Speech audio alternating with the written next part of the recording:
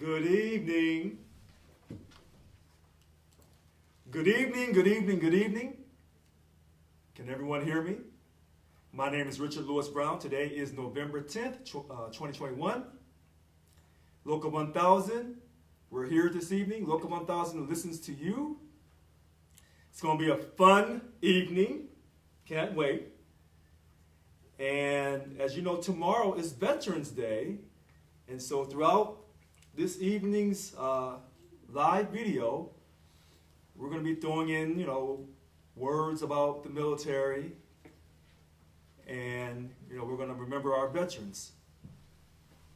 Honor our veterans tomorrow on Veterans Day. So, we're going to get started first. Normally, I start with a PowerPoint. But this evening, we're going to let people ask a couple questions first, make some comments, and then we'll go into the PowerPoint.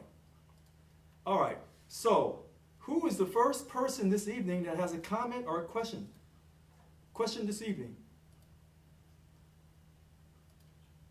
Oh boy, no one has a question or comment?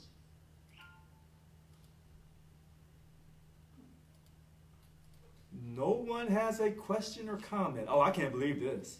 You have me speechless. No one. Oh, I don't believe it. As you know, tomorrow is Veterans Day. To all the veterans out there, we salute you. What do we say to the Marines? Hoorah! Hoorah! Was it always faithful? Is it always faithful? Semper Fi. Semper Fi. All right. I think Marine Corps. All right, the Marine Corps, and I believe for the Army's, what is it? This will defend. Is that what it is for the Army? This will defend. Okay, no one knows. All right. Well, I know we got people in the Army. I know better than that. That's the oldest branch. I believe the Navy is it always courageous? Or do they have an official motto? Not for sure. What about the Air Force? What about I see some hands raised. All right. So I know the Air Force motto, aim high, we'll fight. All right. All right, so I see a hand raised, and the first hand raised I see is Frank Askin. Good evening, Frank. How are you? I'm doing phenomenal. Yourself, Mr. President? I'm doing just great. Thanks for asking. So, hey, I'm telling you, man, I cannot wait till December 18th and 19th. It is going to be so refreshing to hear what the chair of the board, Bill Hall, has to say. It's going to be so refreshing and relaxing. So I also wanted to tell you tonight, happy birthday.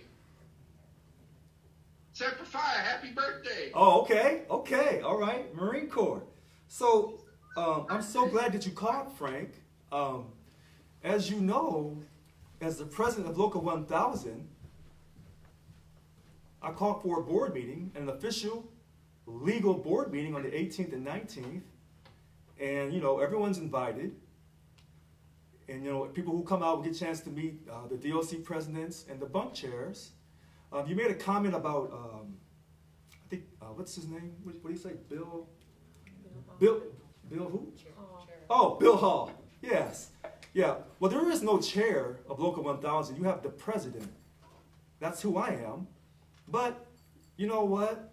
I know, Frank, that in your heart, you are trying to make light of a very, interesting situation. And I deeply appreciate that. But I'm the president of Local 1000. There is no chair. I will be in charge of this meeting on the 18th and 19th at the Holiday Inn in downtown Sacramento. That's how it will be. But, I'm sure you'll be there, Frank. So, bring some friends. We're all going to get together. We're going to have a good time. Yes, we will. Yeah, it's going to be a very good time. You and I both know this. I've got a question for you, though. Yes, sir. On the board of directors for that meeting, are you going to be giving out masks? I mean, how are we going to be protecting people? Because, that's 1 week away from Christmas. So are they going to be passing out masks and stuff and social distancing? Absolutely. That's an easy question. Absolutely. And thanks for that question. All right, so the next caller, we have a DLC 792 President Jack Dean. Go ahead, Jack.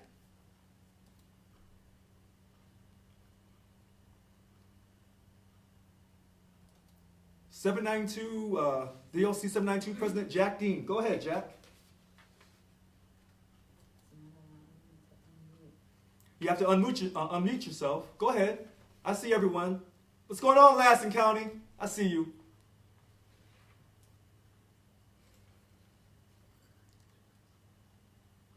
All right, I see your hand raised. Okay, so we'll come back to DLC 792 President Jack Dean. We'll go to the next caller, Roxy Walker. Go ahead, Roxy. Hello, President. Hello. Brown. Thank you. How are you? I'm good. I have a three-part question, but all the same thing. What happened to the DMV Heat team? Have they been dismantled?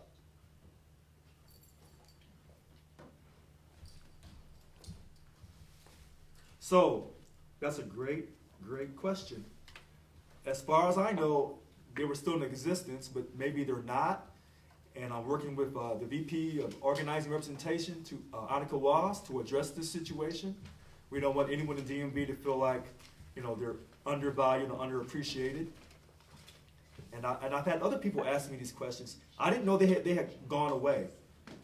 So, as far as I know, the DMV Heat team is still in existence. And is it possible that once you guys do whatever you have to do to find them, how come there's nobody from actual DMV on this team? You are absolutely 'Cause right. We're dying, Richard. We're being killed. And I hate to say it that way, but I'm sorry, management is taking advantage of whatever's going on with the union. And DMV is being shoveled as pile high as you can get it. There are people who are not even getting their overtime checks and their regular checks. It's all kind of junk going on in DMV. So I'm kind of curious as to, we've always been on the back burner, but we're really on the back burner. Well, Roxy, this is the first of I don't me. even know who's on the team. So this is the first of me hearing about this. About people working overtime and not getting. About DMV? Wait a minute. I said this is the. Oh. So this is the first time of me hearing of people in DMV working overtime not getting their checks. So this is the first time me hearing this. Now, as far as people at DMV having horrendous working conditions, oh no, I'm aware of that part. Okay. Okay. Okay. So I don't.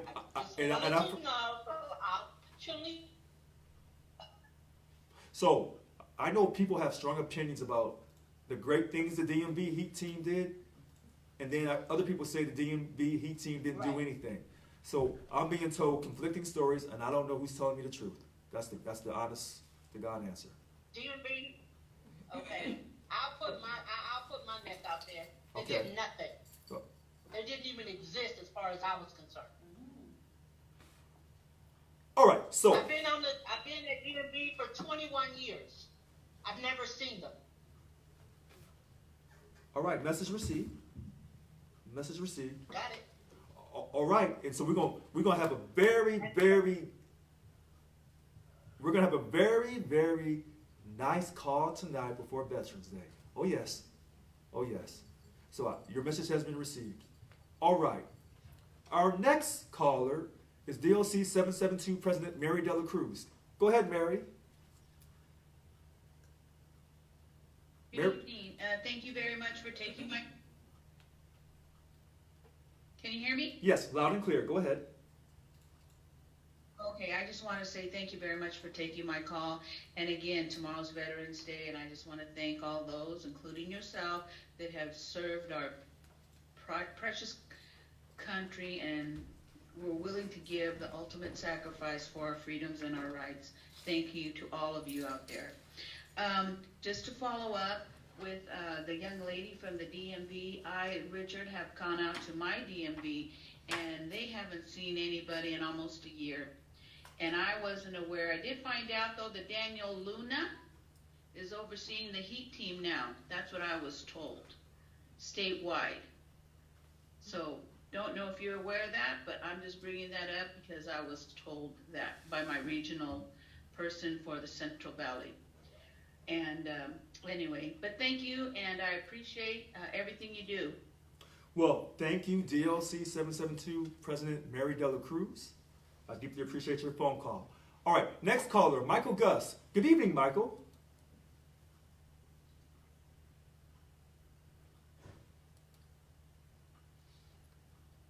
Michael Gus. So, Michael, please unmute yourself.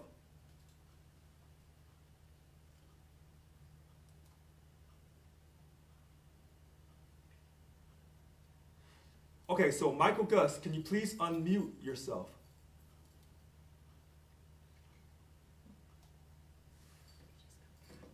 Okay, so we'll come back to Michael Gus.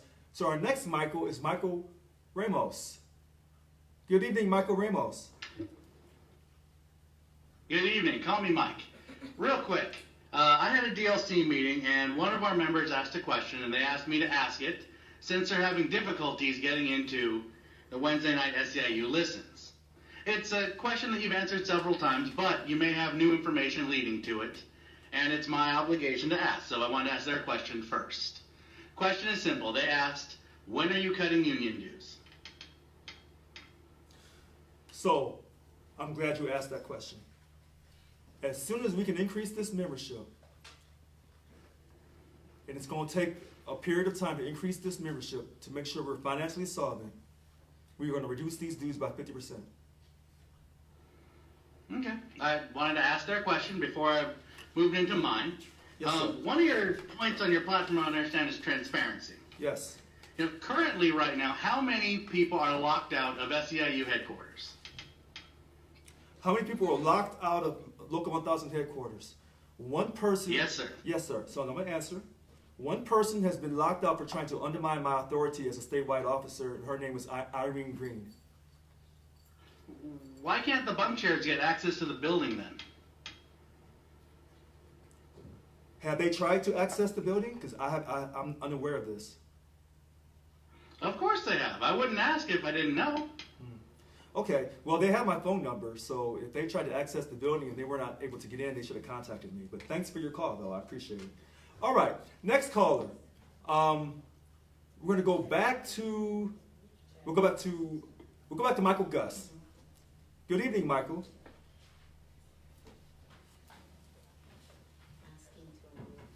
Michael Gus, please unmute yourself.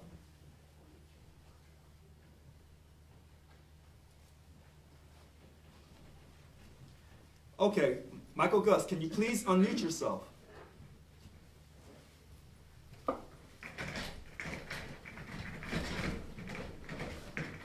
Okay, so Michael's having a problem unmuting himself, so we're going to go to DLC 792 President Jack Dean. Go ahead, Jack. Can you hear me this time? Absolutely. Excellent. Well, I just want to let you know that DLC 792 supports Richard Hayes.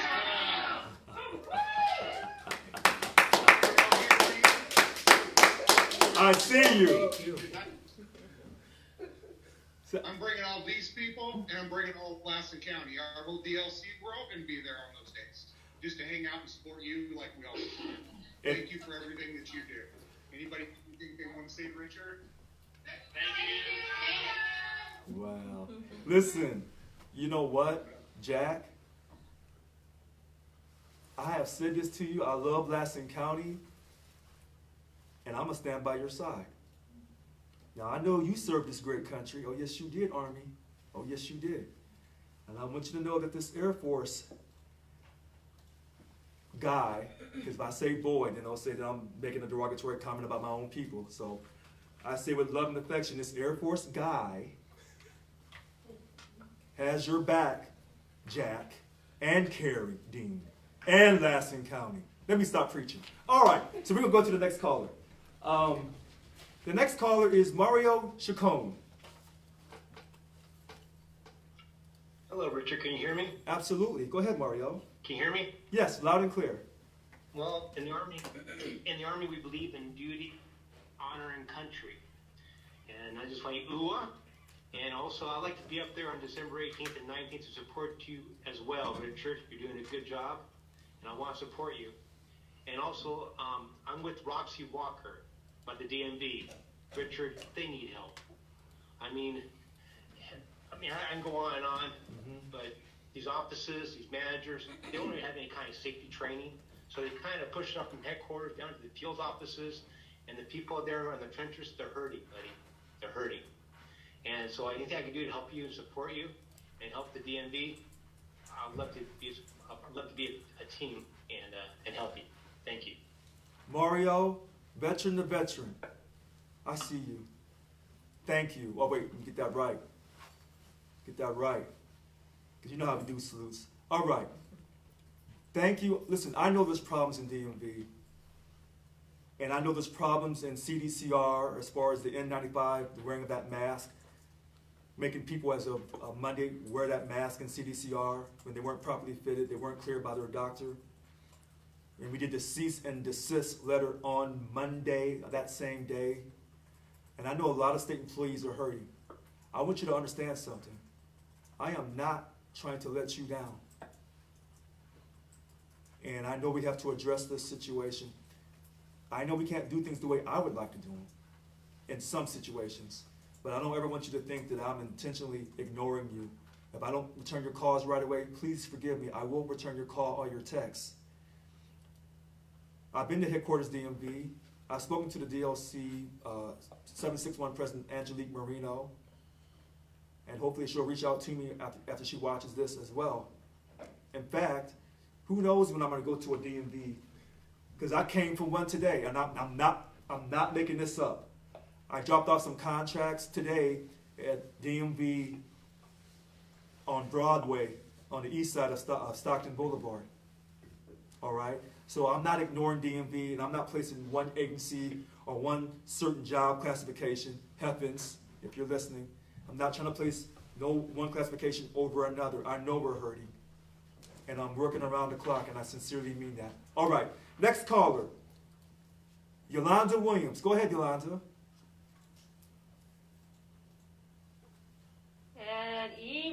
Good evening, R.L. Brown, and everybody else. All right, go ahead. No, I had to say that because you say good morning.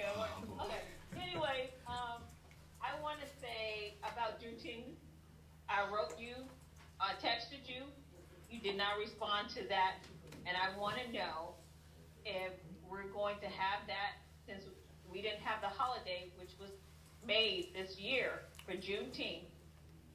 Is that going to be a holiday for us as employees? Because we should be able to have that since we didn't have it last year.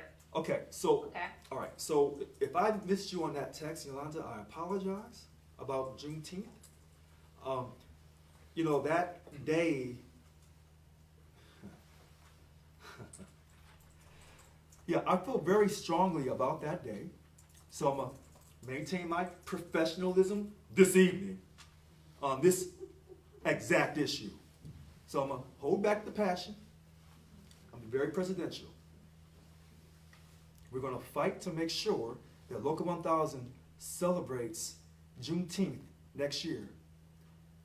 Will the state of California do a side letter agreement to honor this national federal holiday?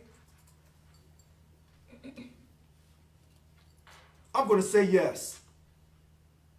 I'm going to say yes, that Governor Gavin Newsom has it in him. Now, we may disagree about him getting us that money for that essential worker premium pay for that $76 billion. He may, be kind of dragging his feet on that issue and on some other issues. But this is an issue that I don't think he'll drag his feet on. And I say that respectfully. So yes, we're gonna fight for that. Federal holiday this year. It was a federal holiday this Right, year, right, so we should be able to have that as, holiday and, so we Right. won't miss a year. We should be able to have that, next year as well. We should have a holiday in the bank as well as participate in it, 2022. So, Yolanda, you're right. Yes.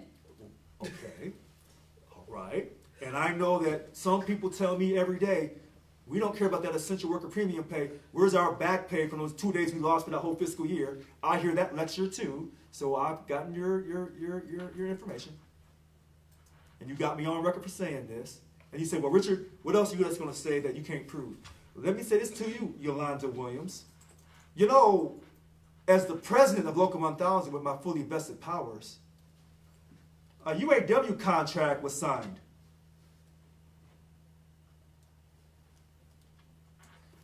And that contract had a certain day that they'll start to observe and get paid. It is called Juneteenth.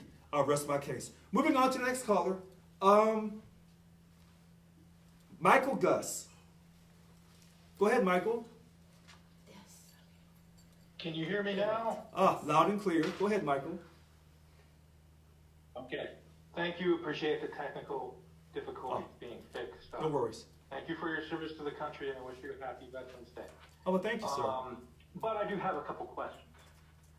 I watched a video from early October where 2 board members were in your office going through financial documents, and then there was also, after I called in last week, you talked about credit cards that were issued to statewide officers.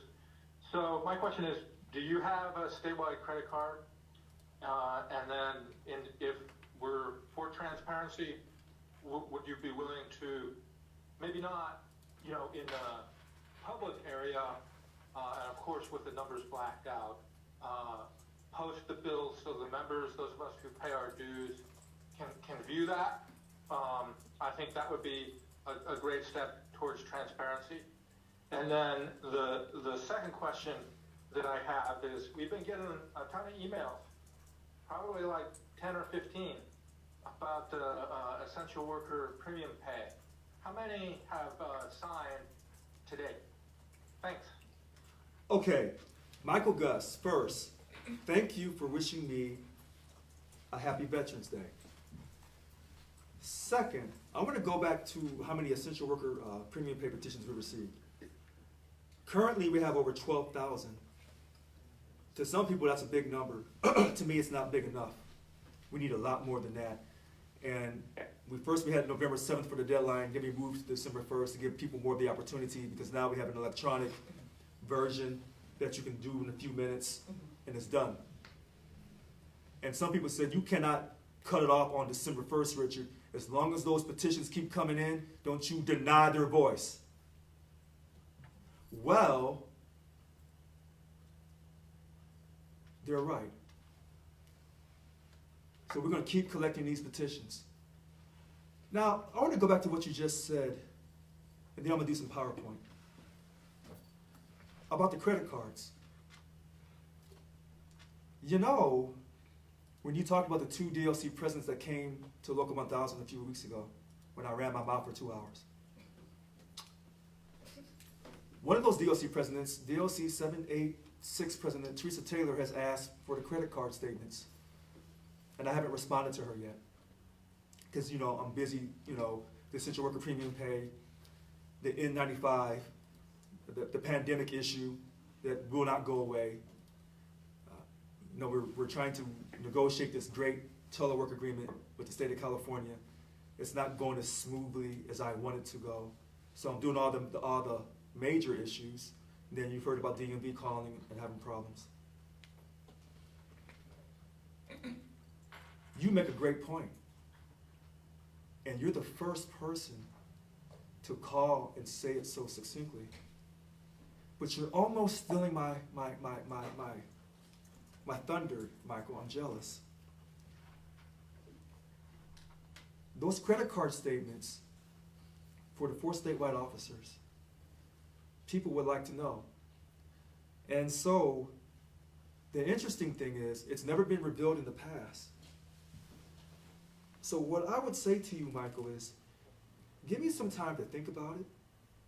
I want to make a very thorough decision. Because you're right. There's only one transparent leader of Local 1000. And you're talking to him. And it's funny because the illegal out-of-order board meeting that they had was non-transparent. They didn't put it on Zoom for us to all watch and monitor. So now that you asked about the credit card statements, I think you're absolutely right. But I want to take some time because I don't want to make an emotional decision. But I smile because, you know, when I do these Zoom meetings, when people come with their questions, I'm always ready. In fact, you know I'm always ready. Enough said. But Michael, I'm going to take a serious consideration of what you asked for, because Teresa Taylor wants to just look at it, you know, in her own private manner. Even though she'll come to the union and we'll sit down and we'll show it. I think what you're saying is it's going to open up a lot of things to a lot of people. But you know, I smile and then I'm going to go to this PowerPoint, and then I'll sit back down and do some more questions.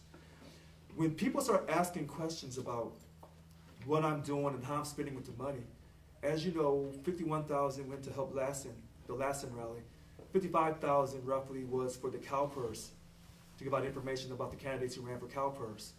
Okay? So I don't make it any secret, and I'll tell you the numbers. But here's the biggest problem that people are going to have. It's not going to be with me when it comes to the money. People know about the rental car that I have that runs about $900 a month because I'm traveling to work sites and to people on the weekends trying to build alliances. But it's all the things from the past that's going to come out. Now, here's the funny thing. There are certain things of the past that have nothing to do with me that I would say leave in the past and let it go. But I know Annika Walls and David Jimenez and a few other people, they're not cutting anybody any breaks. So I would be careful about asking about me being transparent, because I'm silly enough to put it all up on Facebook. Not Facebook. That was a Freudian slip. Put up on our website. So you have to be careful when you ask me to be transparent, because when I give it to you, I'm going to give it to you. Remember, I'm Air Force. Aim high. All right. So hold on for the questions. Hold on. We're going to go to this PowerPoint. PowerPoint Wednesday. Here we go. Here we go. And of course, we're going to honor our legacy. This is a union magazine. You know, pro-labor. I've never heard of it before. Honor and legacy. It talks about unions, different unions in the States. All right, so we're going to do our PowerPoint. And when we do these PowerPoints, here's the great thing about your transparent leader, Richard Lewis Brown, the president of Local 1000. These PowerPoints go up on the website. And they give you all this important information. So whether I'm the president or they try to run me out of here, and they're trying, you're always going to remember the one time that Richard acted like he had a half a mind, half a bit of sense, is when he did his PowerPoint. All right. So we're going to do this PowerPoint November 10th. You go to our website. These PowerPoints are up. I'm trying to remember the exact location on the website. I can't remember right now. But anyway, this is what you've been waiting on. Board of Directors Employee Voices Survey results. Went out a few weeks ago. Asking about DLC presidents. Asking representative employees all these different questions. And so we're going to get started here. And we're going to take our time. What time is it? It's 7 o'clock. All right. So here we go. The survey overview focused on whether employees felt their voices. Now listen to this. It didn't say their analytical mind. This is the key word. It said focus on whether employees felt their feelings. Because you know, in America, we all have feelings. So felt that their voices and interests are represented by the board of directors, the 51 DLC presidents, and the 10 bunk chairs, bargaining unit negotiating chairs. Those are those acronyms that are on our website. The definition of our acronyms are on our website under the structure of Local 1000. It's on our website. I listened to you and we did it. All right. I look dark in that thing. Okay, so survey was sent to all represented employees via email, open for 3 weeks, from mid-October to the first week in November. Hope you're listening, everyone. 2,517 represented employees responded. So we had a low response rate, but we're glad that those who took time responded. Questions were not mandatory. That's good. Now, here's the great thing. 83% who responded were members. Fantastic. Members who care. We love members who care. Who took the survey? 701. That's San Diego. And then we have 790 up here in Sacramento. 787, Sacramento. 770. Yay! That's the stock. Oh God, it's a big, gigantic, huge radius of the Central Valley. Thank you. And then 768. That's here in Sacramento. Now listen to this. All 51 DLCs responded. All 51. That's all of our DLCs. All 51. That's great. Top counties, you can almost say, yeah, Sacramento, LA, San Diego, Fresno, and San Bernardino. San Bernardino. Uh-oh. First question. Do you believe that Local 1000 is a member-led union and follows its member-led mantra? Nope. Nope. 65% says no. I'll read it for you again. Do you believe, not what you think, but do you believe your feelings? How do you perceive things, whether they're true or not? Do you believe that SEIU Local 1000, as I love to say, love Local 1000, is a member-led union and follows its member-led mantra? No. 65%. Maybe they made a mistake on this question. Maybe they didn't read it correctly. All right, let's move on. Oh, boy. Do you believe Local 1000 should reduce dues by 50%? Now, who asked me that question? Mike Ramos. See, Mike? You thought I forgot. No. So when people told you I was crazy, he's trying to destroy the union, trying to reduce the dues. Well, if I'm crazy, there's a lot of crazy people walking with me. 76% must be crazy people. Or maybe they're just smart people, and then they let me take all the heat. That's smart. That's smart. So 76% say reduce the dues by 50%. Remember I said I was going to do it on day one, and I failed on that, and they called me out a few months ago on video, and I had to admit that I failed. Remember that? Because you don't see me admitting mistakes very often. Remember when they said he ended all the union leave for all the bunk chairs? La la la la la la la. No, I didn't end the union leave for the bunk chairs. I didn't extend it out. And then some of the bunk chairs were put back on union leave. Some of the bunk chairs were put back on union leave. But they didn't tell you that, though. They don't tell you that on Facebook. Hey, I'm in a good mood. I'm not mad. All right, we'll keep going. Do you feel, not what you think, but do you feel your DLC president represents your voice when he or she votes for you at the board of directors?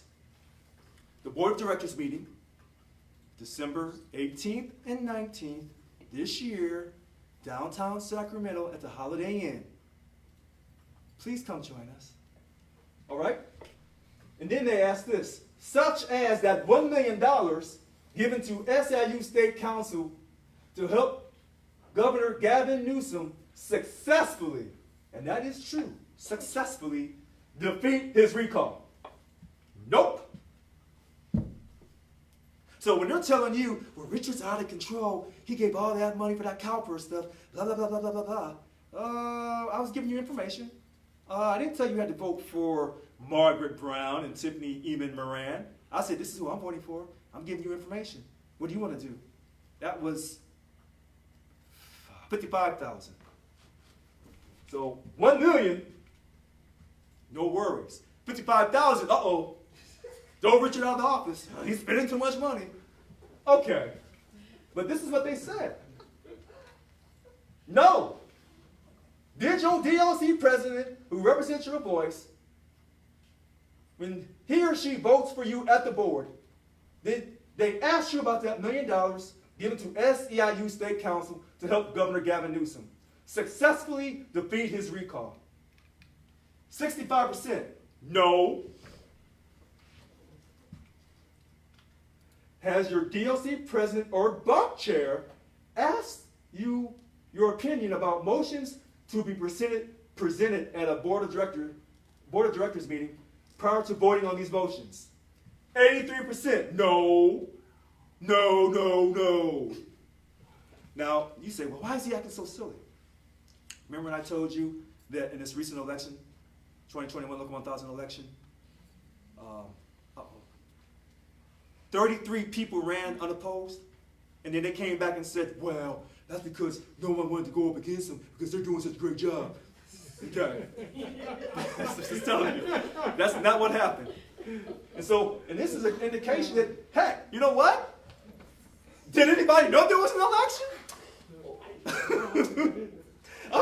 Okay, I'll let it go. 83% said that no to their DLC president or bunk chair asking their opinion about motions to be presented at the board of directors meeting to vote on motions. In fact, when they had the illegal out of order board meeting, did your president tell you what they were doing? No. I'll put money on that. Maybe some did. I don't want to stereotype everybody, because there's some high quality superstar DLC presidents. I got you. Okay. And then there's some who are, as I say with love and respect, I'll shout out to Quentin Tarantino. I'll let it go. All right, so we're going to move on. Are you aware of dates and times for board of directors meetings? 80%. No. They don't know. Nobody knows what's going on. But when I'm in office, you know what's going on. Good days and bad days. Because I do videos. So no one knows anything in Local 1000. But what you do know, you don't have that money, that essential worker premium pay. You know that. You know that telework agreement is not signed. Richard, what are you doing, Richard? But I'm in a good mood, though. I really am. So no one knows anything. No one knows anything. And no matter how transparent I am, nobody knows anything because these DLC presidents and bunk chairs are not communicating. But they tell you on Facebook, they tell you everything about me. I'm this, I'm that. I stole an elephant, took it from Africa, brought it over here and sold it. I ain't sold no elephant from Africa. All right. Are you aware of the contents of the board of directors' agenda and current events involving the union and its represented employees, including dues-paying members that will be discussed at a board meeting? Here we go again. They asked, they turn right around and ask the same question again. See if they can catch a person slipping. 85%, no. They got it in red too. Question 7, number 7. Have you been invited to attend and given the opportunity to provide feedback at board of directors meetings prior to voting on issues? Have you been invited to attend and given the opportunity to provide feedback at BOD meetings prior to voting on issues. 81% says no. That's question number 7. Number 7. You can come this time. And as long as I'm the president and we have these board of directors meetings, you can always show up. And if you say, hey, we ain't starting no meeting until I say what I have to say, I'm paying my money to this union. And if you tell me you're going to come to this board of directors meeting and I can't start this official meeting until you voice your opinion, because you're paying your money and you're paying my salary right now and my 35% retirement, if that's what you tell me, well, then that's what I have to do. That's what I have to do. I won't be able to start the meeting until people are able to exercise their voice because they feel they're being ignored. So I can't start the official meeting. Sure. Because I'm listening to you. You come on the 18th and the 19th at the Holiday Inn, downtown Sacramento, 300 J Street, and we start at 8 o'clock in the morning, and I say, this is what we're doing, and you come in there and say, oh, you're not starting that until I hear my voice is heard. Because you're going to hear me, Richard Lewis Brown. If that's what you're going to tell me, well, at least can you email me ahead of time so I know you're coming? And wear a mask. And we will be 6 feet apart. Show up early. Lansing County. I see you. All right. Question 8. Would you like to have a voice at the board of directors meeting to speak on matters that concern you as a represented employee or dues-paying member? They did it again. They asked this question. Oh, let's go back. Okay, keep going forward. But this is the same question as the prior question. It's the same one. 7 and 8 equals 15. That's my birthday, June 15th, just in case you're wondering. All right, 70% says no. Oh, wait, they said yes. Wait, I'm tripping. Would you like to have a voice at the board meeting to speak on that? People show up. Well, if 25 people show up, we got to put some type of little time limit on it. 2 minutes, 5 minutes. What if 100 people show up? Here's what I know. If you're a dues-paying member of Local 1000 and you want a voice at the board of directors meeting here in December, and you're willing to come and wear a mask and be safe, 6 feet apart, and you're paying our salaries and the staff salaries, you see that, Key? So I put you in there too? Thank you. Then you're going to have a voice. Oh, yes, you are. And to those represented employees who don't want to pay money to us right now, if you come and you want to have a voice, you're going to have your voice heard. Because now you know that I value you, so that when I encourage you to become a dues-paying member of Local 1000, you know I'm sincere. Because I'll let you talk when you weren't paying us a dime. Because I'm trying to bring you in. I don't want to keep you locked out and keep your mouth on silent. Because you're not paying me any money. Hey, I'm happy though. I'm cool. I'm just saying. Question 9. Several members of the board have proposed a motion that would disregard the votes and the will of Local 1000 members by seeking to completely, this is accurate, several members of the board of directors have proposed a motion, it should say motions, that would disregard the votes and the will of Local 1000 members who voted in the 2021 election by seeking to completely and comprehensively undermine and unseat President Brown and choose their own political leader. And that's what they did at the illegal out-of-order board meeting on October 16th and 17th.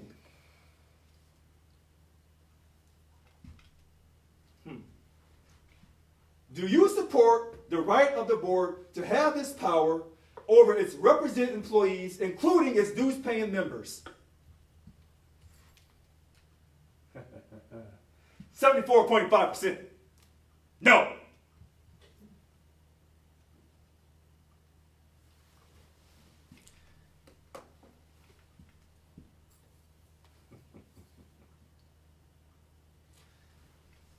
See,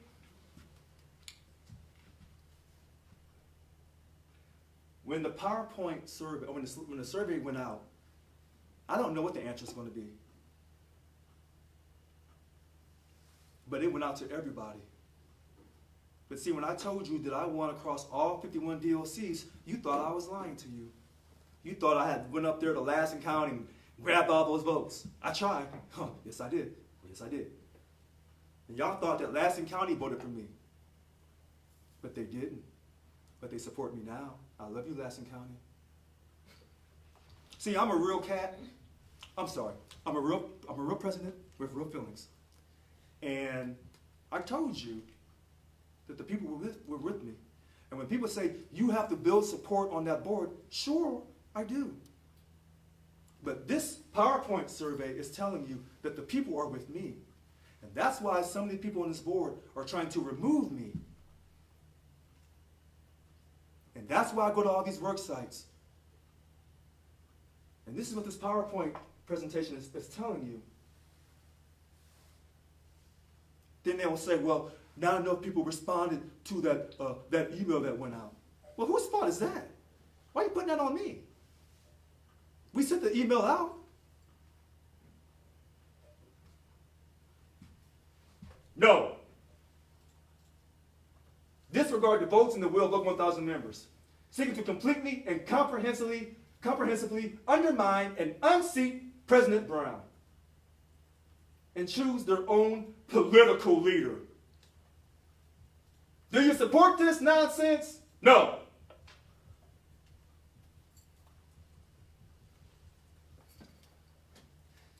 Board of Directors members can currently bring forth motions without vetting them through their DOC represented employees, including dues-paying members. The proposed motions in question are in the sole interest, I repeat, are in the sole interest of the select group of the Board of Directors members. Sole interest. Would you support a requirement? Listen to this.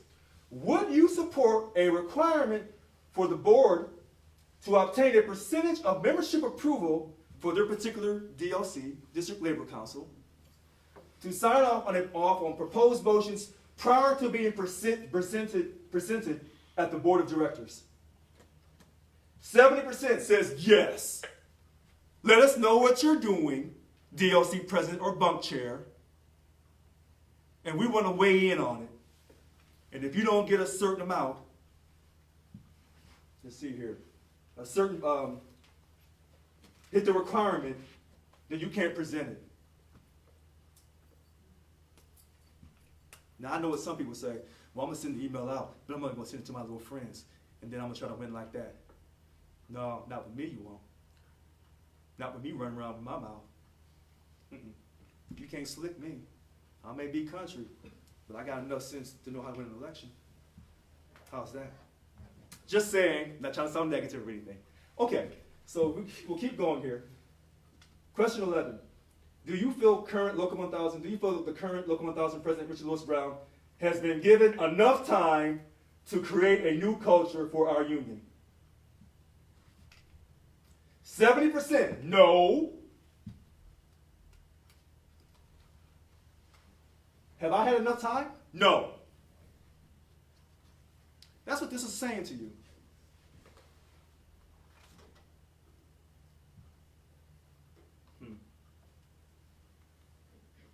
Question 12. Please provide additional comments or suggestions regarding the BOD process to help us better serve our represented employees, including dues-paying members. Whew, boy. 1,500 comments, over 1,500 comments, which is equivalent to 61% of all respondents. So, it appears that people have a lot to say about Local 1000, and they took time to answer the survey. On a happy note, somewhat happy, dear Mr. Brown, I met you in person a while back when you visited Salinas Valley State Prison. I told you then I'm overjoyed that you are serving as our SEIU Local 1000 President. Thank you so much for everything you have done for our members thus far. You're very welcome. I am writing because I'm extremely alarmed to hear last week that, I am writing because I was extremely alarmed to hear last week that CDCR is mandating the COVID-19 vaccine for all of its workers.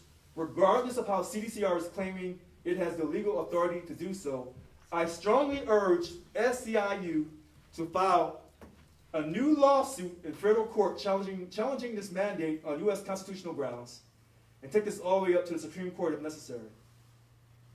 SCIU needs to do a whole lot more than just meet and confer on the impact of this mandate and secure religious exemptions and medical exemptions, which are virtually impossible to get. We need to fight for the immediate halt and the elimination of this mandate altogether. Before I get lectures, this is one person's opinion. I know some people say get vaccinated, others say you should be able to control your body. I'm just reading the email.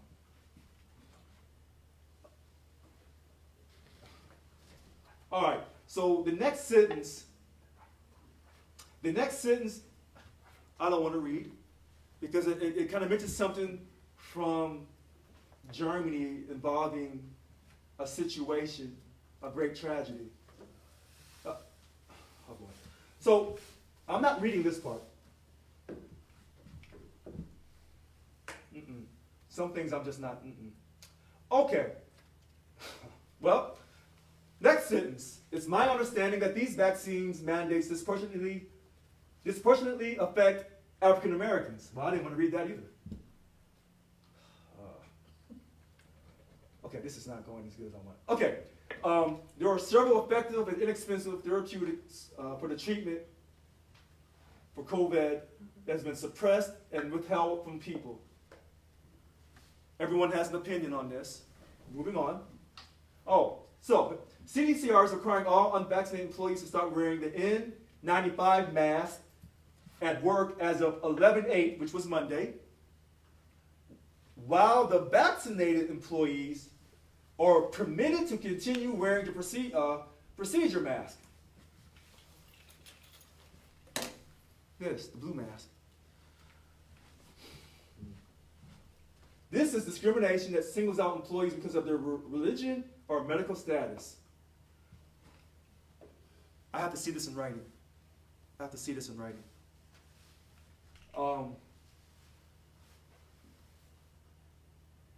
In addition, it is impossible to work all day, every day in an N95 mask and get enough oxygen. These N95 masks make people very sick. SCIU should fight for all employees to be able to go back to the procedure mask. Not that masks work anyway. The things that I have mentioned here are just the tip of the iceberg. Richard, I know that you had a dream given to you by God that you would become SCIU president. I truly believe you. Well, maybe this is why. We need someone to lead us in this spiritual battle against the evil of these mandates. Most of us do not have the resources to hire a personal lawyer. We have families, including children, disabled, and senior citizen members that depend on our earning power and cannot afford to lose our jobs and homes to this mandate. Please, Richard, I implore you to do absolutely everything possible to fight these mandates. I would ask that you not disclose my identity should you choose to read this letter in public forum. Thank you so much, and God bless.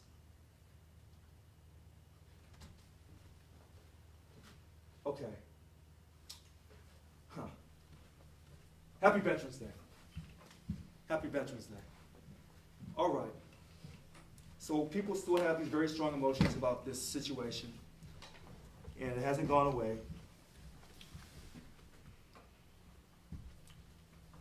I don't know if that person knew that we had filed the cease and desist letter on the same day, fighting for the healthcare workers in CDCR, because that wearing of the N95 mask, you have to be properly fitted, you have to be cleared by a medical doctor. And that has not happened. We should be able to win this. Can I guarantee you victory? I cannot guarantee you victory, but I can guarantee you, ma'am, I'm gonna keep fighting very, very hard for you and everyone else represented by this union.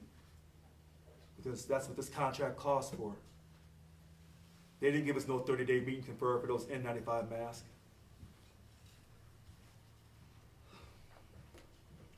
So I read that email because it talked about the N95 mask.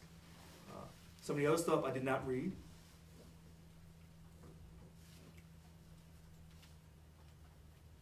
All right.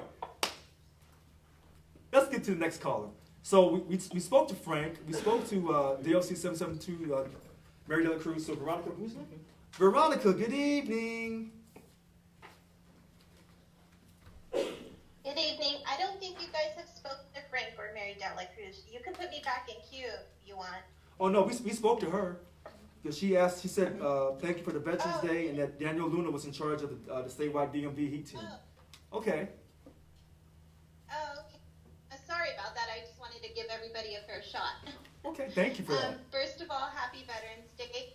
Thank you. Tomorrow, and to all the veterans and everybody who served, thank you for your service. My thing is more of a comment based off of reaching out to members who have reached out to me. They were very concerned again about what's happening regarding the board of directors thing. They did have a question if everybody was allowed to this meeting, and I think you answered that tonight, stating that they are allowed, right? So members will be allowed to attend this board of directors meeting? Absolutely. Okay, because I've had a lot of people reach out because they do want their voices heard, and they don't believe that their voices are being heard, because what's happening is these board of directors, they're not speaking for everybody. I know they hold a special vote within their group, but ultimately the members have spoken, and we're asking that the vote is respected. Just like we respect people who we may not agree with for governor or president at times. And I really want to hopefully reach someone tonight. If it's just one person, you don't have to attack somebody because we're supporting somebody that you don't like. You don't have to personally attack me. You don't know what I go through in my personal life. I may not be so thick-skinned where you're constantly berating me on Facebook just because I support someone like yourself, Richard. I do support you. And I told you yesterday, I didn't support you at first. And what's funny is I didn't support you at first because I heard a lot of things about you. And I had 3 people, almost 4, I think, that were in this group of this board of directors who befriended me and was on my side. The second I switched, when I saw you were such a, you're a great person. I will just say, I think what you're doing is fantastic. They instantly defriended me, and then now I'm personally attacked on Facebook. You don't know what I go through. You don't know what anybody goes through. You guys need to stop the attacks. Stop the bullying. We don't have to agree, but you can, silence speaks louder than words. But at some point, somebody has to defend themselves, and you have every right to defend yourself. I support you. Many people support you. We will be there in December.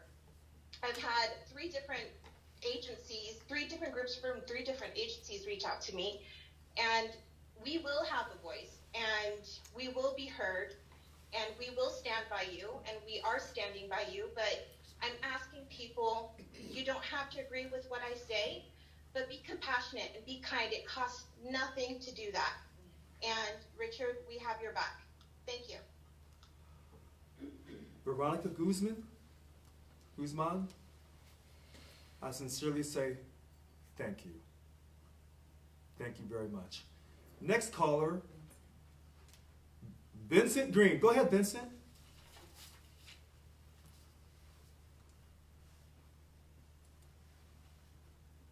Vincent Green. Hello, can you hear me? Oh, loud and clear. Hi, first of all, thank you for taking my call, and as everybody else has said, if they not have said, I will turn around and say, what we do honor, and thank you for your service. My dad was a master sergeant in the Air Force, so I'm an Air Force kid. I know what has basically gone on. I really haven't said anything since I was told to be quiet. And so I decided to kind of take a listen and just really listen to things that people were saying and try to see a different point of view. And I always come back to basically what the data says. Because I think, Richard, you and I can agree that I've never attacked you. I've never said anything bad about you. I've always asked for your data. Right. I think that we can agree to that. And so tonight I want to continue on with that same theme. But I missed a little bit of the call, so I just wanted to ask you, when you were talking about your PowerPoint and how many people had basically, responded to the survey, how many people were that? How many people was that? I want to say 25-7. Oh gosh. Uh-oh, help me out, y'all. It was 25-17. No, I want to bring the PowerPoint back up so I can quote the numbers. They're saying yes. 25. Oh wait, I have it in front of me. I'm so sorry. Hold on, Vincent. 25-17. The email went out to 25-17, and they responded. And 2,089 were the dues paying members who responded. So it only went out to less than 3,000 people? No. It went out to over 50, close to 55,000 dues paying members, and we had a response rate of 4.29%.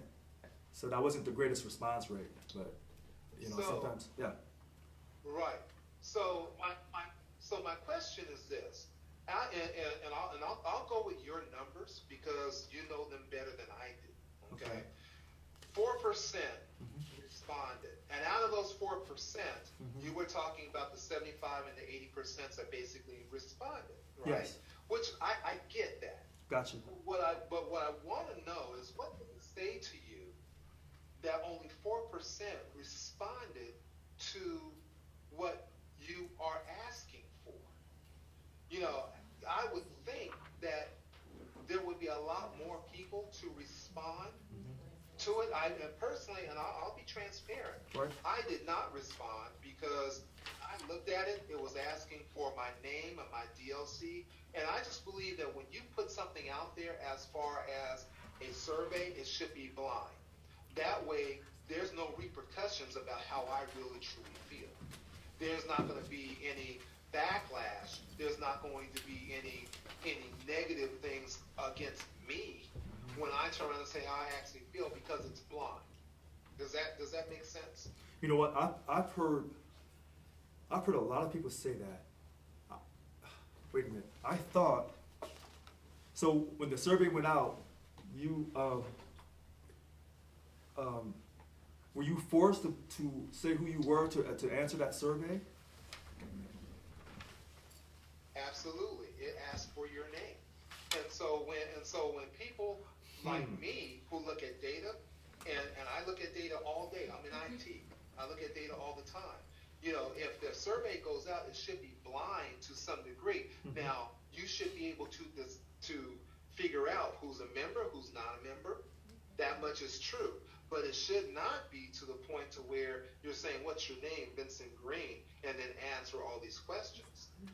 Because somebody, and I'm not saying you, right. but somebody could take offense to that and say, well, what, Vincent's not on his side, or Vincent is on his side, so therefore, therefore retaliation needs to be taking place. And that's not fair, and that's not right, especially when we're trying to be transparent, trying to get some things done. So, like I said, for me, I did not answer it because that was the first thing that was asked. Who was I? What my DLC was, what my classification was.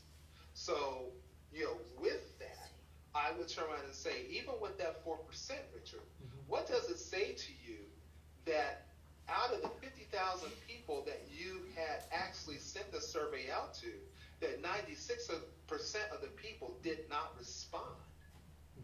There's an issue there. And even though, the people that responded, you got the percentages, and I understand that, and I agree with that. But I'm saying, you know what? That's, in my opinion, that's not a good sampling. And if you look at the numbers would also prove that. That's not a good sampling of what is really, truly going on. And again, that's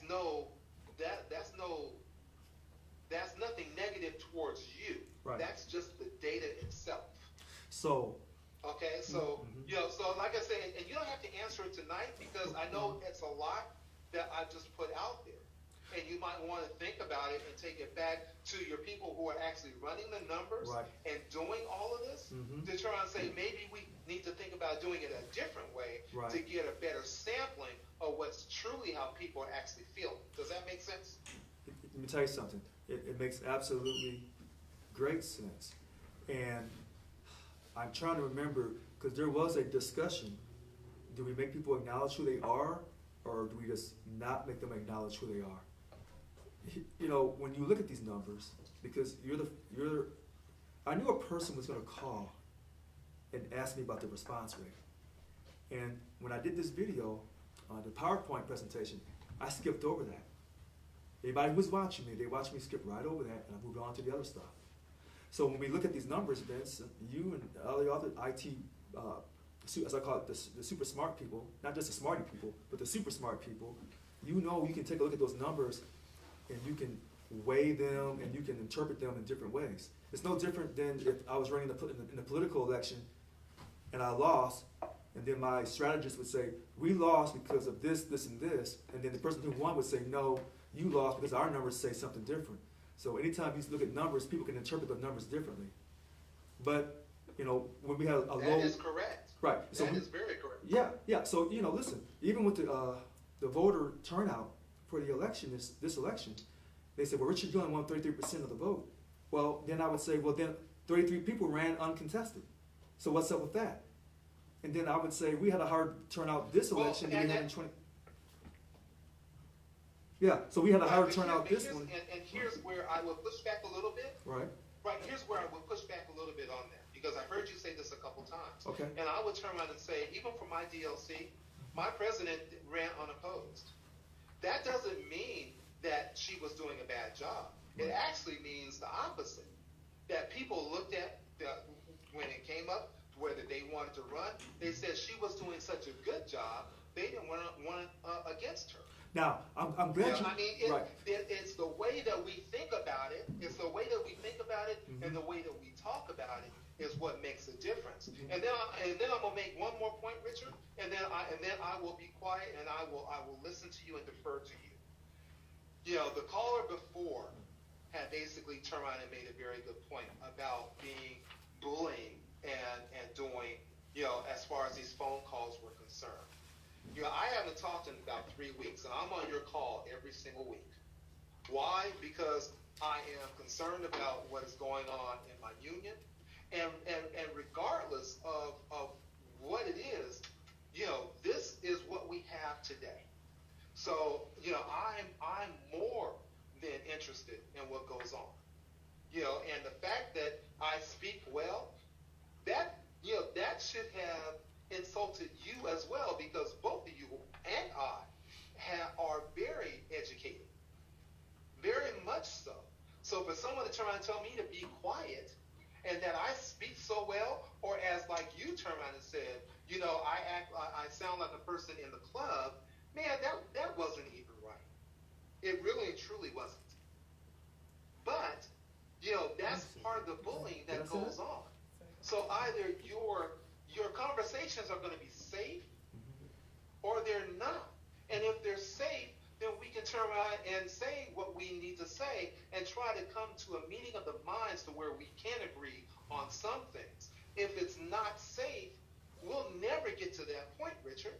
And we'll never get to the point to where you can actually begin to you know, mend whatever fences, mend whatever bridges, trying to basically work with people. I mean, this conversations every single Wednesday would possibly be the very starting point of what you're trying to do. And I don't know if that makes sense to you, but those are just what I'm thinking about. And I really appreciate you being able to allow me to expound a little bit. Thank you very much. Well, Vincent Green, I'm glad that he called. So I did say about the club thing. I can't remember me saying that. Okay. So listen, when I do these videos, I use proper English. I'll throw some slang in just for certain people, just to send you a message. And then I'll say some other things. And so sometimes I'll talk in code. And you know what I mean. Yeah. So you don't see oftentimes an African American get to the top and still keep it real. but you got a real one in front of you. But because I have a college degree, if you want to get funny acting, I can get funny acting right with you. Oh, by the way, I served the country. Now what? But I want to go back to what he said about the people who ran unopposed, that they were doing such a great job that maybe no one wanted to run against them. There was no need. That is one way of looking at that, but that's a subjective answer, a subjective outlook. Another outlook could be because that DLC is so dismal and so devastated and so sickened with the leadership of Local 1000, they don't even feel like wasting their time. And now that they've had this illegal out-of-order meeting to strip me of my powers, this is what the people were saying. Why vote? My vote doesn't matter anyway. But you thought I was slipping. But I'm not. I'm just being complete and comprehensive in my mindset. Now, they used to make fun of me because I talked too fast when I was a kid. And sometimes I still do, because I couldn't pronunciate all the English words. So they thought I was stupid, and they made fun of me. But I'm not stupid. Vincent Green makes great points. But I also know the rest of the story. And if you notice this whole PowerPoint presentation, we're talking about the numbers. But the numbers, all credit to God through Jesus Christ, the numbers were driven by not analytics, but by people's feelings. I rest my case. All right, so we'll go to the next caller. We spoke to Yolanda. Oh, so DLC, we get her DLC correct. 751. Yeah, 751 Christina Ebbett. Good evening. Good evening. Can you hear me? Loud and clear. I don't hear me. Yes. Okay. Couple of things. Very first and most importantly, you're going to get a letter in the next couple of weeks. I really need you to watch for it because Yountville's going to close 2 wards, quote, temporarily, not sure how long, closing 2 of our nursing wards. I have some major concerns.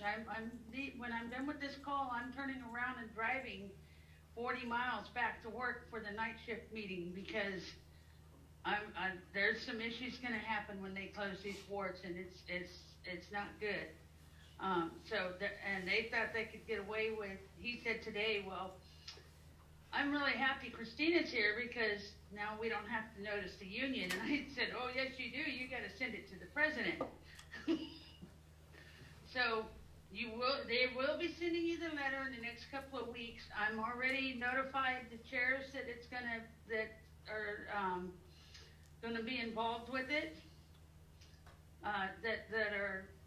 For the bargaining units. I've already sent an email to the chairs regarding the issue, the closure. But I wanted you to watch for that letter because we need to jump on this really quick.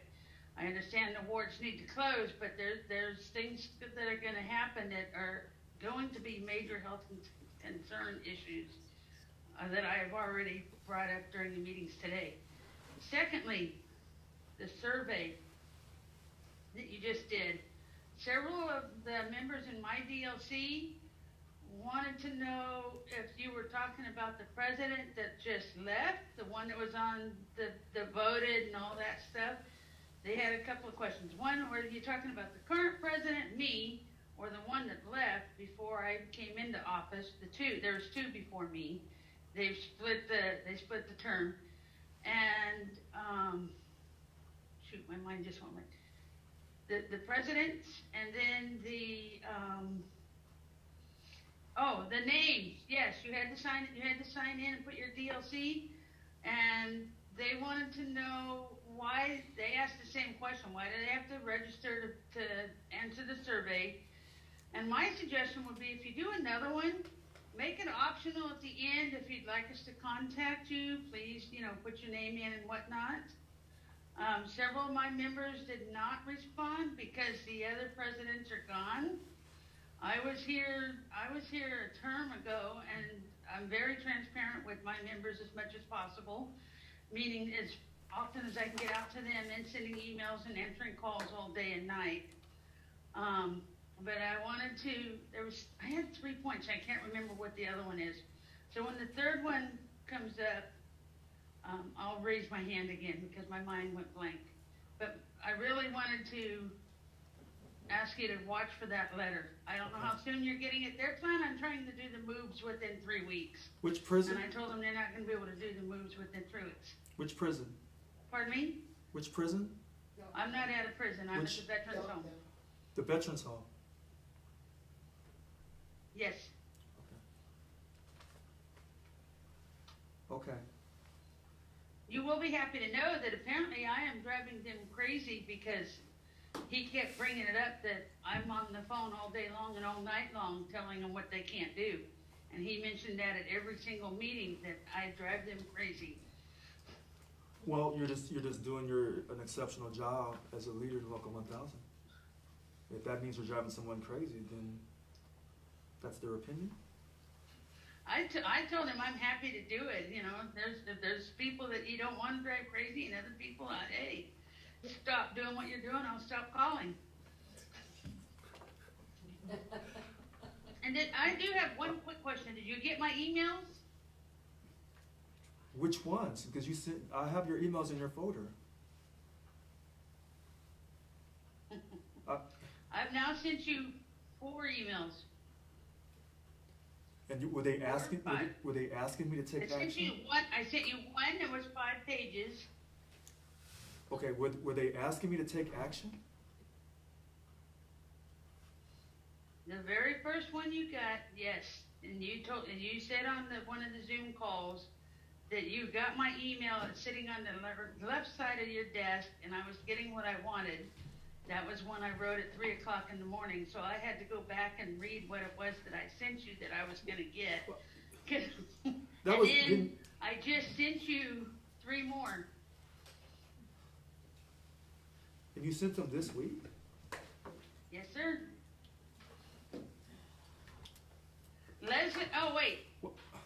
Leslie forwarded them to you from me because I sent them to the wrong Brown. I sent them to our Brown. Oh, those? I thought she handled those. She forwarded them to you because I sent them to our Brown, and apparently that's the wrong Brown.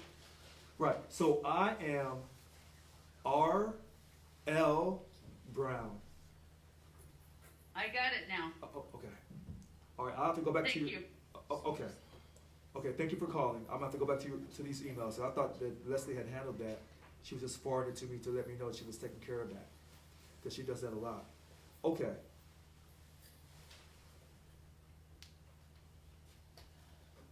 All right. The next caller, we've spoken to Yolanda, we spoke to Jack once. All right, so the next is Angela Pruitt. Oh my gosh. Angela Pruitt. Okay, hi. Hi. Hey, how you doing? I'm doing good. Okay. Hey, I don't have a whole lot to good. I don't have a whole lot to say. I was listening to Vincent, and I just had a couple questions to him. So I know that he said he didn't answer because it asked for your names and all of that kind of stuff, and he really didn't want to do that, mainly because somebody may take offense against you.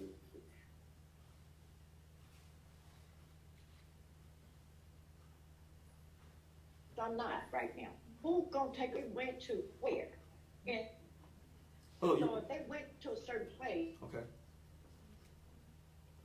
we all filled it out and sent it back. Who in there that's getting all this information is gonna take a? Wait, you're breaking up. You're cutting in and out. Are you in the bad reception area? Yeah, asked that it makes sense. No, didn't. Let's see. Can you hear me now? Yes, I hear you now. Hello? Richard? Yes, I'm right here. Hello? Yes, I'm right here. Hello? Yes, I'm right here. Okay, all right. I don't know what. My thing of it is, okay, all right, you freezing now. Oh, I don't know what's going on. Can you hear me? Yes, loud and clear. I'm still on video. Can you hear Everybody sees me on video. Okay, let me see. I think this Miss this, okay, here we go. Trying to get this thing off of the mute. Okay, so I'm on the speaker now. Is that better? Yes. No? Yes. Okay. So, all right. So I'll go back to that. I was just wondering, you know, the people who decided they didn't want to do it because they didn't want their names out there, simply because, you know, somebody else might take offense. So I'm just thinking it was a survey and it went to a certain place. I just don't understand who the somebody that could be that might take offense and what they're going to do. It's not like somebody take offense to it and they're going to come out there and beat you up or something. What's going on? And then it doesn't matter what percentage of people, if you sent it out and you're saying 4.2% of the members or whatever responded, what does it matter if it was 4.2? Those are the people who decided they wanted to participate and they did. So I don't know why people want to throw up numbers and stuff like that's a big deal. And how is that your fault? Just because people decided they didn't want to do it. So what? They didn't do it. So you went with the numbers of the people who decided to answer. Then the last one is, well, not the last one, but the DLCs that said that they ran unopposed. Well, to be honest with you, Richard, a lot of the members didn't even know when that election was going on. A lot of us are so new, stewards and members, that this just slipped right past us. We knew anything. All we knew is we was trying to vote for the president. So we didn't like the last president and her regime. So we were voting for the president, but the DLCs and stuff, we were basically, we were blind to it. We didn't know. So that's how a lot of them got back in there, to be quite honest, be quite frank about the whole thing. And the last little point I want to make, when you talk about bullying, well, everybody should look the word up and what it means.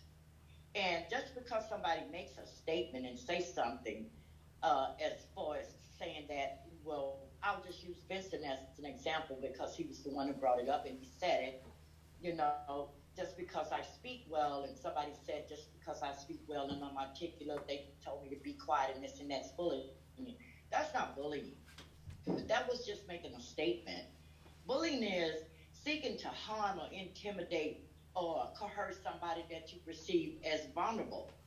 I don't see Vincent as vulnerable. I don't see a lot of them that comes on here rambling and raving and screaming and hollering as vulnerable. You know, to other words similar to that is persecution and oppression. Well, look what they're doing right now as far as it goes to you. That's what they do. They persecute you, try to oppress your voice and this and that and the other. And I know a lot of people may not like it. I really don't care. I don't care if they don't like it. I don't care if they don't like me. So what? I don't care. But I'm just saying, know the meaning of bullying. There's a lot of bullying that does go on when you have your cause. It goes on when Annika has her cause. And the main people that are always speaking about the bullying are the ones that's doing all the damn bullying. So, I mean, help me understand all that. Well, and that's all I have to say tonight. Thank you, Rich. Well, thank you very much, Angela Pruitt, for calling in. So, there's nothing I can add to that. We just have to go to the next caller. That's it. She said it. I agree. And that's what it is. That's how I feel about what you just said. Because we see a lot of people claiming that I'm bullying them when you know they're coming for me. But when I come back for them professionally, in somewhat of a respectful way, most of the time, they say that I'm not being presidential. I'm gonna say I'm out of pocket. And I just kind of laugh with people because they want me to be all this blah blah blah and use all these fancy words. I'm not going to, and I don't have to. I have my college degree. Do you? And that's not how I got elected. I didn't get elected using fancy words. Trust me, with all my misspelled emails. I got elected. Good behavior and bad behavior. Moving on. Oh, I see. Eric Nelson. Good evening, Eric. Hi, sir. Yeah, thanks for picking it up. Yeah, so, I mean, I just want to say, can I show myself? Yeah, so I am a professor over at UC Davis. I don't get paid, but I've been a professor there for a long time. I've got a lot of research publications. I'm an empirical scientist, and I am more than happy to help you in any way with research. And that would help to address issues that Vincent Green raised. So feel free to ask. Dr. Eric Nelson. There's another Nelson who's called Craig Nelson. I thought you were Craig. You're Dr. Eric Nelson. I will always give you that utmost respect. Anybody can write that dissertation for that doctor's degree. It ain't in me, but it's in you. Today is my birthday. You gonna wish me happy birthday? Happy birthday to you. Happy birthday to you. Happy birthday, Dr. Eric Nelson. Happy birthday to you. All right, Professor. All right, Professor, I see you. I don't know if you're teaching in class or not, but I see you. Huh? I'll relate to this, and then I'll be done. Okay. So, when you join the Marine Corps, when you get down to boot camp, they tell you that, not only are we going to issue a uniform and boots, we're going to issue a new birthday. And so that's why every Marine, their new birthday is November 10, which is the birthday of the Marine Corps. So that's why I've got my Marine Corps shirt on today. Anyways, thank you for your service, too. You have a great evening. You know what? It's calls like that make all this worth it. I mean, I know he's doctor, but I didn't know he was a Marine too. Ooh, he's double dipping. All right, I see you. All right. He said, hoorah! Okay. All right, so the next caller, and I will reach out to Dr. Nelson. Kimberly. Good evening, Kimberly. Hi, good evening. Thanks for taking my call. You're very welcome. Yeah, I appreciate Mr. Green's remarks, and I'd like to address them if that's okay with you. Okay. Sure. So, he raised a concern about the low response rate, but honestly, it's similar to the low voter turnout we had in the election and in previous elections. So, we really shouldn't be surprised by that. I mean, one could say it's because people feared giving out their name because they were worried about retaliation, although I'm not sure what that might look like. But it also could just be that Representative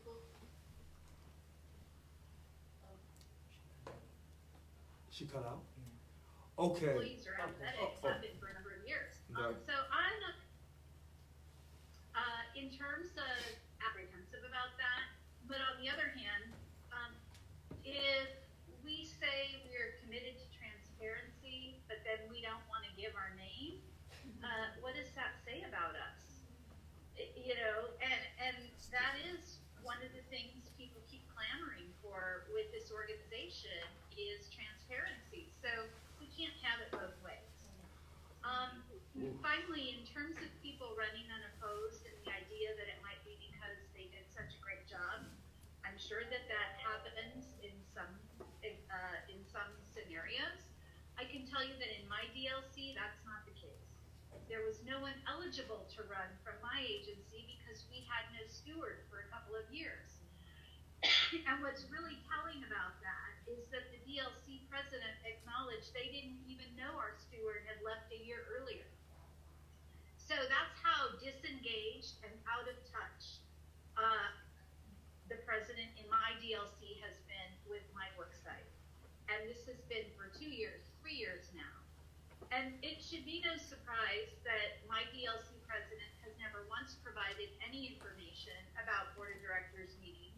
And even when I specifically requested that they inform our staff and solicit feedback, they refused. So, this survey was conducted in response to feedback that employees have been sharing to determine whether or not there really are valid concerns. I work with Dr. Eric Nelson. I can vouch for his research skills. Research is a big part of our job. And I'm the first to admit it wasn't the most scientific survey, but the results are certainly telling and illustrate that a problem with representation does in fact exist. So I appreciate you sending the survey out. Kim, thank you very much for calling. I'm a little jealous, Kimberly. Kim. I'm a little jealous. Kimberly, I'm sorry, Kimberly. I'm a little jealous. You said something that I should have said. You caught me, and I didn't catch it. You said you can't have it both ways about transparency, and that's something that would come out of my mouth. I'm a little tired today, but I'm glad you said that. So let me say this, because people have been commenting about Vincent Green. Vincent Green this evening was very, very nice to me. Scary nice.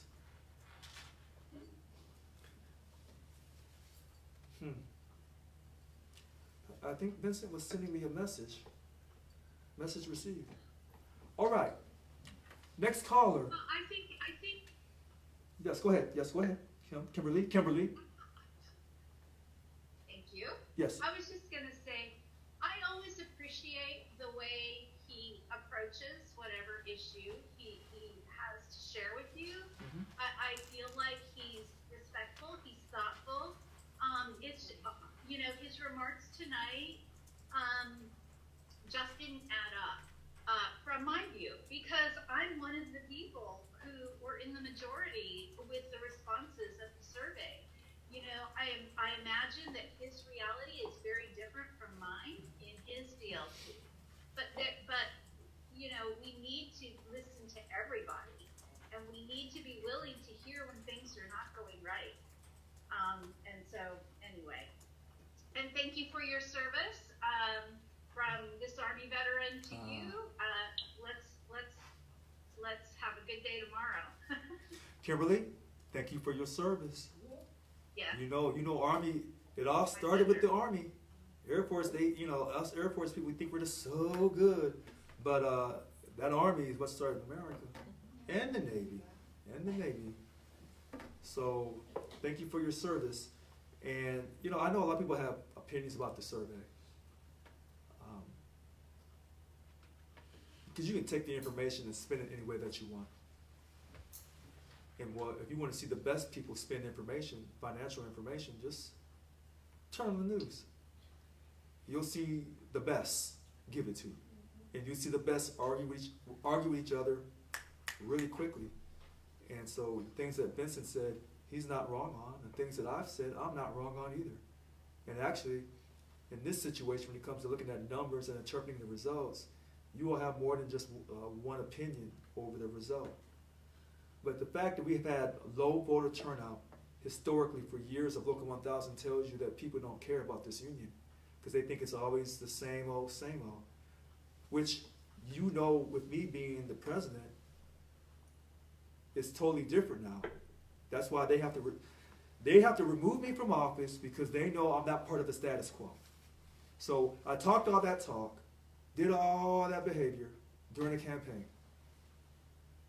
Then, when I land here on Local 1000 on June 30th, I'm still the same person. It's not making sense. And that's why they call me the Black Trump, the Trumplican, Republican, whatever they want to call me. It's always some new word next. But I'm consistent in who I am. And they can't handle that. And they can't handle the truth and their hypocrisy over all the things they've said about me over the years. It's coming out. Because I'm not sure if you even remember, Kimberly, years ago, they said that Richard was hired by Yvonne to destroy the elections.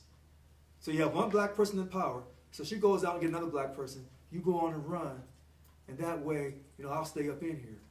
And so people thought they thought, and I'm just going to be honest with you, a lot of white people thought that. They thought I would show up, run amok, and keep her in office. Then they said I was buying votes. And then they said I was working with the Freedom Foundation. So one minute I'm working with a black woman to keep her in office. And then next minute, I'm working with the Freedom Foundation. And then tomorrow, they'll probably say, well, he's working with the aliens because they're going to give him a good health care plan. I mean, it's always just something. It's just something. It's just something. It's always something new. As Sack B said, he brought this on himself. Oh, really? I brought this on myself. Next caller, Betty Jackson Stewart. Good evening, Betty. It's me, Richard. Good evening, Mr. Richard. How are you? I'm fine. How are you? Well, thank you for asking. And thank you for your service. I'd like to say that. Thank you. And I would like to say, the other night, there was an interesting phone call while we were on Annika's site. And the lady came on and she blew up and she was upset with Annika because Annika could not make you mind, I guess is the term she utilized. And Annika could not change you. And why didn't Annika tell you off? And, I was thinking then that how do you make a grown man mind? How do you tell a grown man what to think and how to be? And I thought to myself, that's a puppet. And I didn't vote for you to be a puppet. I voted for a man, a young man with progressive thoughts, moving in a different direction, and someone who took time to hear me. When Yvonne was in office, Yvonne wouldn't look in my direction. If we called up something, it would say something and hang us, but we don't recognize this number, and it would just hang up in your face. Never a person. They treated us as though we did not matter at all. So I just wanted to say, she stated something about someone being locked out, but no one came after Yvonne. When Yvonne locked out Tony and locked out Annika, and there was someone else along with them, she locked them out. I never heard a peep out of anyone. No one was upset. No one raised their voice. I never heard a peep out of anyone. The lady last night, she was yelling. She spoke about how angry you were and because black people are treated worse than any other people in America. And everyone knows that's true. It is absolutely true. We all know that is true. And whomever doesn't know that it isn't true, pick a book up. Just pick up a book and read it. She wants your behavior to be curbed. And I remember making the comment to Angela, I said, Angela, she needs 2 milligrams of Ativan. And Angela was like, because she was bad. And I thought she needed to bring it down. And she really attacked Annika, and I didn't like it. So I raised my hand, but, Annika said she had to go, so that was not addressed. I thought I would bring it up here, that you are not a puppet. I do not want a puppet in office. Yvonne was not a puppet, but all those little racketeers around her, they were puppets. She played every single one of them to get what she wanted. And now, because you don't dance to their music, they are disrespectful and they are rude. And I tell you, Richard, the love and respect and admiration I have for you, that bothers me. Because, see, that's bullying. They can bully, but no one calls them on their bullying. They speak about you, and I haven't heard you bully anyone yet. No, you don't talk SHIT, and you don't start it. Right. But they get upset when you finish it and handle your business, you speak. And so I just wanted to make that point, and my last point is, these people have conflict of interest. There was a survey. You take the survey or you do not take the survey. People know we're public. People, you can pull our names up anywhere because we all work for the state of California, which makes not only our names public, it makes our pay public. People know how much money we make, Richard. And so I don't see why not take a survey. But the conflict of interest is people do one thing when people are watching. and they do another behind closed doors. See, that is where the conflict of interest comes from. If we want to take a stance and we want to be heard and we want to make a difference, we've got to stop hiding. We've got to stop. Well, I don't hide. Those who know me know I do not hide. My sister Angela does not hide. Our young brother Richard does not hide. And whereas Mary Dela Cruz does not hide. So those who want to be sneaky and they want to hide over there in the other room and do their dirt but come out like they were fighting for their constituents, those are the individuals that want you to take off anything on that survey that would be an identifying marker for them. And I want you to have a great night. That's all I have to say. And I love you, and I got your back. I got your back, little bro. And I always will. And you're a very respectable young man. And I guess that just isn't the style anymore, Rich. I guess you just can't be respectable and dress nice and be educated and articulate well. That has gone out of style. But I still have your back, and I love you. And thank you for all you do for us.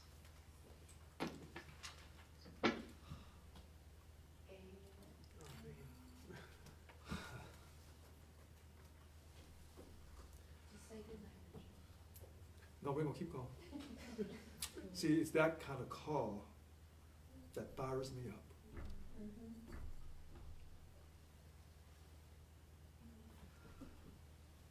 Whew. I love you too, Betty, Jackson Stewart, and Angela Pruitt. You know, I'm gonna go off road here for a second. I'm gonna go four-wheeling. The person she's talking about is Denise Quinn Allen. Before I address that, I want to go off road. I'm going to go four-wheeling. Hold on, Donna. I want you to hear this. I met Angela Pruitt and Betty Jackson Stewart through an email on my email campaign. And they weren't quite sure about me. We met last summer, and we spoke for over an hour at lunchtime. I still went to work because I'm a job steward. And if you have anybody going to work at that state treasurer's office, I don't care about COVID. If they show up, I show up. Period. Maybe that's just the military in me, or maybe that's those streets in me. When things get tough, I show up. Anyway, we talked last summer, and I told them that I was going to run for president, and that I did not believe that our union should be involved in social justice issues, which included Black Lives Matter, and they listened. And I know that raised concerns. And I reassured them, I said, as the days grow long, Mama's black boy will not fail you. Because I'm very proud to be from the African American community. And they gave me a chance. I never forgot that. And I will always love them for that. Now, speaking of being from the African American community, Denise Quinn Allen. See, when that call happened on Tuesday night, Denise went off on Annika Walls because Annika Walls did not say what Denise wanted her to say. I was right there listening to every word, but you didn't know that. I was right there. See, you don't never know when I'm around. And Denise Quinn Allen, to some people, is trying to bully and intimidate people. But yet, if anyone says anything to her, she'll accuse you of bullying. This is who she is. If you remember on that hot mic, on that very eventful video months ago, when I kind of went off, remember what she said? Oh, what a, yeah, I didn't say it. I'm good. I'm on good behavior. What a, remember that on that hot mic? And then they try to say that I made her say that. I guess I made Teresa Taylor say, well, let me stop. Okay, I'll full back. So we're professional tonight. We're veterans. We're professional. But I saw what Denise Quinn Allen did. And to the great credit of Annika Walls, the VP of Organizing and Representation, And to the VP Secretary Treasurer, David Jimenez, I thank you for working with me. And when I asked you, I said, don't go to that illegal, out-of-order meeting, you gave me the ultimate measure of respect and said, Mr. President, we won't go. And there were a number of DLC presidents that gave me that measure of respect. Others did not. You say, well, who are these people who went? Oh, sit back and relax. You'll know. You will know. I am not a puppet. And our salaries are transparent on Transparent California on the internet. Now, I have been professional. I've been nice to people. But I can also be a character because I tell the truth. When you come for me on Facebook, you got the right one. Because I can get back at you. And then you have to go call your friends to help you out. You got to go call your friends to help you out. I've asked people to help me on Facebook, stop all these lies, and they try to the best of their ability. But they're good, wholesome, I want to say righteous people. They don't have that in them to really get at somebody the way I do. And so when I get at these people, because I know they're treating me this way because of the color of my skin, because I realize how my family came to America, I'm a descendant of U.S. slavery. They don't want to acknowledge that. And so they talk to me in any form or fashion, even though I served this country. But as you know, in the military wasn't always desegregated, but they were the first large organization to, quote, desegregate. Initially, originally in the military, it was segregated. And so that's a character flaw on this country. But I love her anyway. To the day I die, I love this country. Even though sometimes this country has not treated people with fairness and respect because of bullying, through racism, through sexism, and a whole lot of broken treaties. I see you, Native Americans, my indigenous people. I see you. Yes, I do. And to those who speak Spanish, I see you too. To those who were Japanese in those internment camps, I see you. And to all the Chinese who did all that work on the railroad, I see you. But see, we have bullies in our union. And they're being exposed for the hypocrites and the liars and the frauds that they are. And I am not going to back up. And if sometimes I don't act super presidential, then I ask you to forgive me. Uh-oh. Ooh. Wow. Wow. Mm-hmm. But see, some people forget that when I swore in, I asked people to forgive me for the words I had said. Somehow people have forgotten. But I'm here to remind you. Because remember, I talk in the spirit. And even when I have to really get at people sometimes, and I can get at you, that's how you know that I'm coming from the rightful place, because you can't shake it off. Whose name's been in the paper more than anybody else's in these last few months? Good or bad? Because the status quo, the people who've held their place of high esteem through their lies and hypocrisy, I'm exposing these people. Every single one of them. Every single one of them. And more is going to come out. Remember, I'm a veteran. And I'm not the type of veteran that, wants to go to all these other countries and tell them what to do. I'm not that type of veteran. Now, we got some veterans like that. That's why I call them the rock and rollers. You call them, they'll show up in the name of America and get at you. I'm the protective type veteran. I'm not trying to tell other countries what to do. But ain't nobody coming to tell us what to do either. So I'll protect you. That's who I am. I'm the protector. But you think I'm the aggressor. I'm not the aggressor. If you keep working with me, you'll see that I'm not the aggressor. I want to protect you and give you everything. And then some. That's called good business. Don't let these lies of Denise Quinn Allen, Scott B. Smith, I'm going to call him out. These Bill Halls, Richard Wakes. There's somebody else I want to call out, but not tonight. I'm going to be on good behavior. I'm going to let it go. But see, they're trying to tell you about me and my personality, and they're trying to dictate the pace. They're trying to create that narrative. Because anytime you have someone who's outspoken, who's telling the truth, who's fighting the status quo, that person cannot be tolerated. In my case, me being black from Missouri, it ain't helping. It ain't helping. It's just not. All right. So, who have we not? All right. So we can go back to DLC President Mary Del. Oh, I'm so sorry. Angela Morales Myers. So we'll go to her, and then you know what? We'll stop there because I know people are tired. They want to go home. All right. So go ahead, Angela. Okay. Can you hear me? Loud and clear. Okay, I just want to say thank you for your service, and for anyone that's on this conference call, thank you so much for your service. You know, I applaud you and I honor you, and there's no words I can possibly say that because of you guys, I'm able to just be on this call.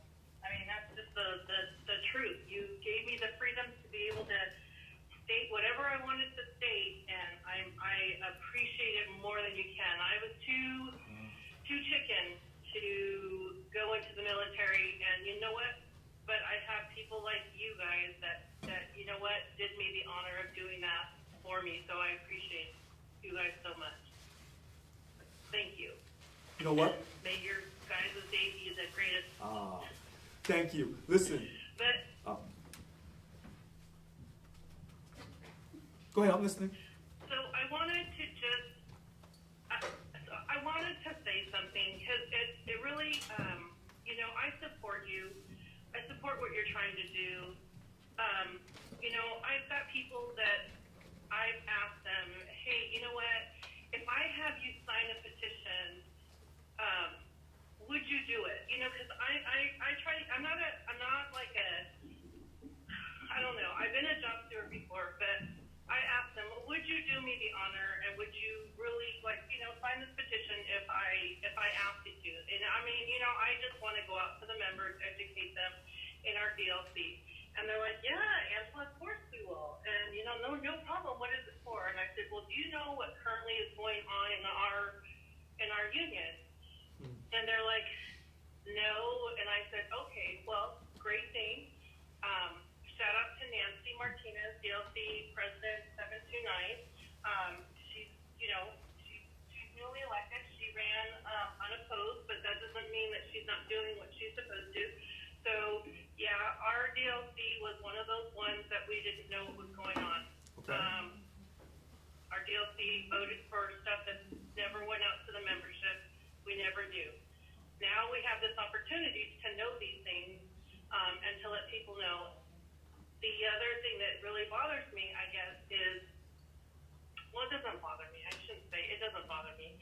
But what I find very interesting is how people can turn things around to serve their purpose. You know, you've mentioned many times throughout this tonight, you know, how numbers play a game. The fact that people took the time out to do that survey, that should show something, because they are sick and tired of everything. And they wanted finally a voice. And I did. I put comments in there that I was like, I didn't know who was whatever, but I answered it. I was proud to say and know what DLC I'm from. Many of the people that I actually work with, I tell them, do you know what DLC belongs to? They're like, what is that? And I said, and I explain everything to them so that they know. They're like, I didn't even know that. And I go, well, now you do. But I am of the mindset too, and this is where I know a lot of the people where I work at Kern Valley State Prison, people are starting to realize that, you know what, something's different. Something's changed. We don't know what, but we know that it is. It's the transparency, and I agree with the young lady that spoke out about it as well. It is time for that. Gone are the days of people being tyrants, and they're little tyrants out there. You know, you cannot be a job steward because you know what, you this, that, or whatever. I couldn't run for election because I wasn't a job steward.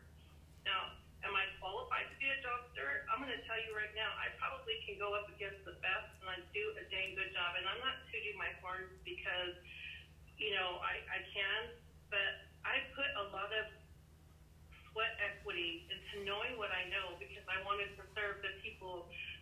counting on me, people that were going to lose their jobs. I cannot tell you how much people that didn't even know what's going on with me, didn't even know, are now starting to listen.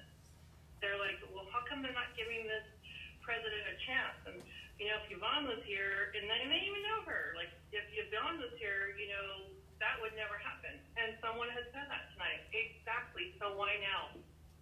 Why?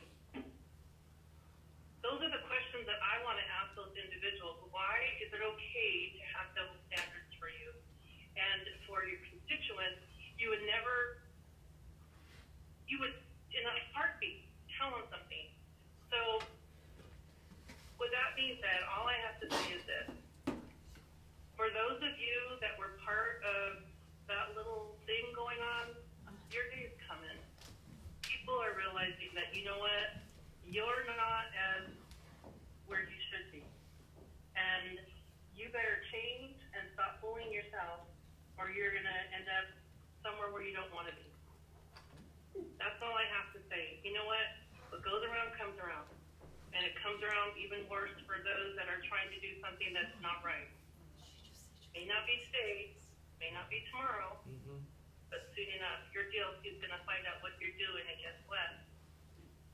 They're going to be the ones that are going to have you recalled. Give them a chance, an opportunity. People want change.